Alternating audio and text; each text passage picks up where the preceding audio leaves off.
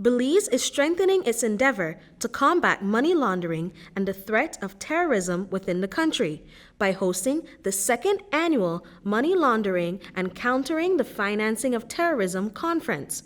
Minister of Home Affairs Kareem Musa told us how this year's conference is working towards forging a more secure Belize. Last decade, the word de-risking, blacklisting, these are all words that have become very commonplace. We all understand what it means for financial systems, for banking sector, and so we have to ensure as best as possible that we do not make our way on any of these lists and we do not put ourselves in a position to get any de-risking. And so that is the importance of these events, to ensure that we continue on this right path, passing legislation, implementing a lot of training for officers and the different agencies, not only to investigate but to successfully prosecute crimes such as the unexplained wealth orders, civil asset recovery, all of these things, again, geared towards ensuring that we stay on the correct path. Over 150 participants will attend in person and over 400 will do so virtually.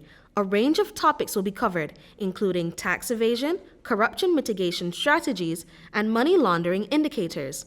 Lenny Isagari McGann, Director of the Financial Intelligence Unit, says the participants will engage in breakout sessions for more in-depth analysis.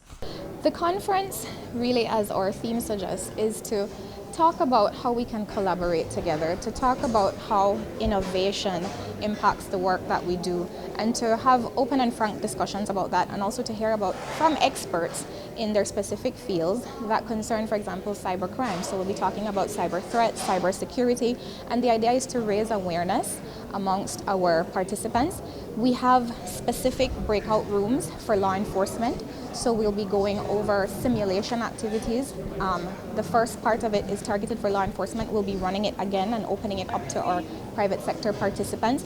The idea is to target the specific needs of law enforcement. We'll be talking about cyber issues with them, and as well as case studies on how to do certain investigative tactics and demonstrations. So we're quite excited that we're able to incorporate breakout sessions in this year's conference and to target certain sectors and their specific needs. The conference serves as an opportunity for experts to speak to both the private sector and the public sector about the importance of combating financial crimes and build those skills so that we can do a better job of protecting both the United States and Belize.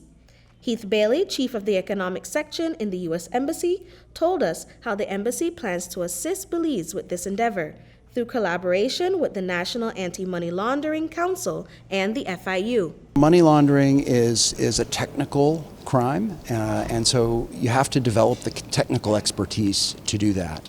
One of the things that we do at the U.S. Embassy is we provide funding to build that capacity through training, through capacity building. For example, we fund a full-time advisor who's embedded with the Financial Intelligence Unit to help them build their capacity to conduct these very complicated financial investigations. Britney Gordon for News 5.